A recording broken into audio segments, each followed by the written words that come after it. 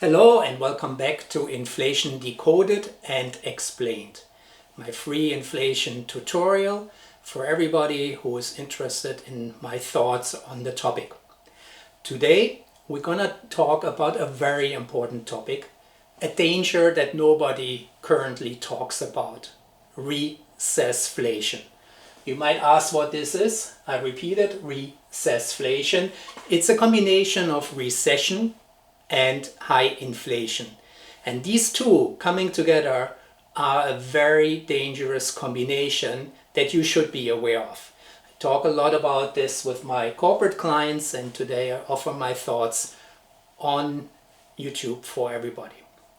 Before I do so, two quick things. First, if you like my content, subscribe and you're part of the network. I welcome you to my network of people interested in discussing and exchanging ideas about inflation. And second, now look at your driver license. If you're born before 1960, a lot of the stuff that I'm talking about today you may have experienced because you have experienced inflation during your professional life. For everybody else, and that's probably the majority of people who are born after 1960, unfortunately, you have never experienced high inflation in your professional life, unless you lived in Venezuela or Argentina or a couple other countries. You have no experience, so please listen to this. Recession is something real, and if it comes, it's gonna be painful, okay? So take a look at your driver license in case you forgot. If you're born after 1960, you have never experienced something what could be coming up in the future. Let's talk about recession. Again, the word, I combined it from recession and high inflation, is something you don't hear that much. Luckily, we hear now in the media more about high inflation. I talked about this already in 2016 when I published my book, The Return of High Inflation, which basically explained everything back then in 5 years ago, what we're experiencing right now and what could be coming up in the next 5 years or so. But we're talking about high inflation. Sometimes we talk about stagflation. Stagflation is something that's a combination of stagnant economic growth and high inflation. And we experienced this in the 70s, 1973 to 1982. And during that time, it's interesting, there were two periods of recession.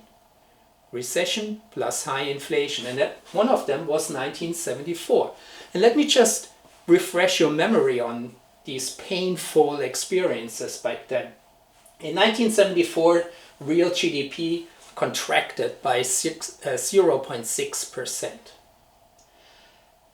CPI during that year was around 12.5%, and the federal funds rate, the interest rate, 12.9%. It peaked in July. The stock market between 73 and 74 dropped by 50%, 50, half of its value of the S&P 500, a big diversified index, half of the value was lost. So you can say it was quite traumatic and quite painful. A lot of companies did not make it. Small businesses had to close down. Unemployment rate went up. Unemployment rates during inflation have a little lag, so they don't react that quickly with CPI. They're probably 1 or 2 years behind. So it's important to keep this in mind. In 1976, however, 2 years later, it peaked for the first time. Later it went up again at around 8%.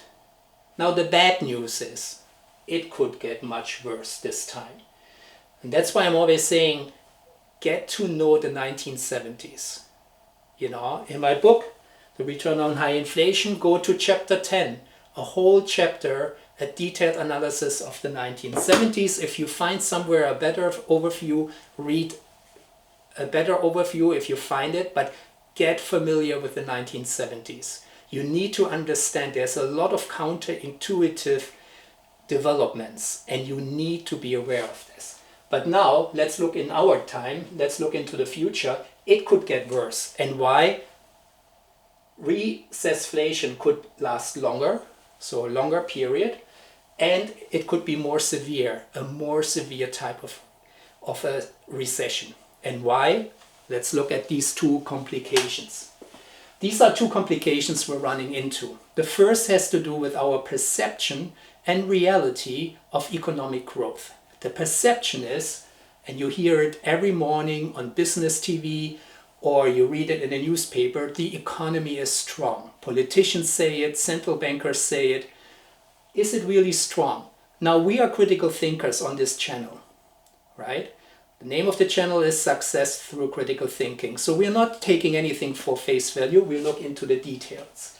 And if we look into the details, we see it's just superficially strong. For anybody who looks through, these people see there are excessive fiscal deficits that are not sustainable. We cannot run a country 5-6% budget deficits every single year and finance it with the help of central banks, which keeps interest rates at artificially low levels. And then we finance it with new debt, which leads to a debt buildup in the world that reached almost 300 trillion US dollars. You heard right, almost 300 trillion US dollars. Back then in the 70s, we didn't have that problem. We have it now, and that's a major complication. Now look at this, the relationship to the world total debt, 300 trillion, and world GDP in 2021, 300 to 94.9, which is roughly 3 to 1. 3 to 1 is a very insane measure, because when you think about it, if total debt, if interest rate that is required to pay for financing this debt, just make this hypothetical example. 1% more interest rate is 3 trillion US dollars, right, on that debt. 3 trillion. You have to grow world GDP by more than 3 trillion, by more than 3% to get to 3 trillion US dollars. So it's insane, you know. If we get interest rates that we saw in the 70s, this whole thing will blow up. And that's the reason why inflation is here to stay. We cannot fight it the way we fought it in the 70s because of this massive debt mountain. That's the first complication. Unfortunately, it gets worse. We have a special situation in comparison to the 1970s. We have a second type of inflation.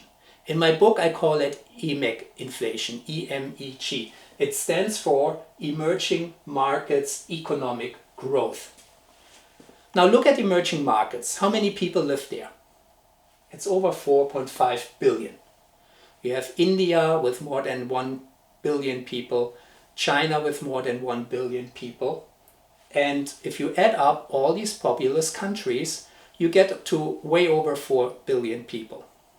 In comparison to the developed world with Europe and the US not even reaching 1 billion.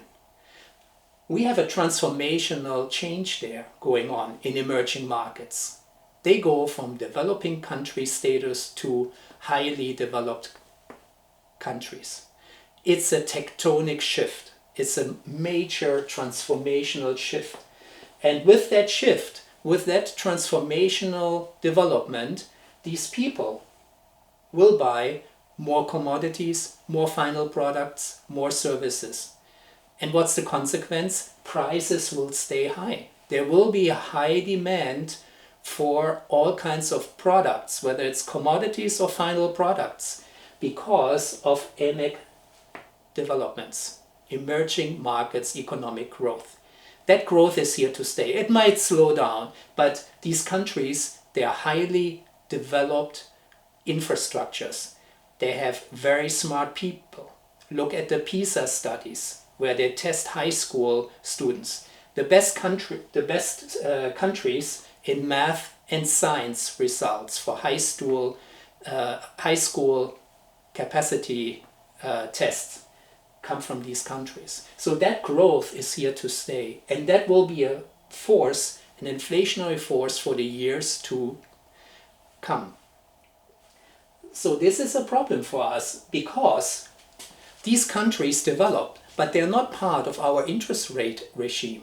So if we raise interest rates in Europe or in the US to fight inflation, guess what? They're not part with their currencies of the euro or the US dollar.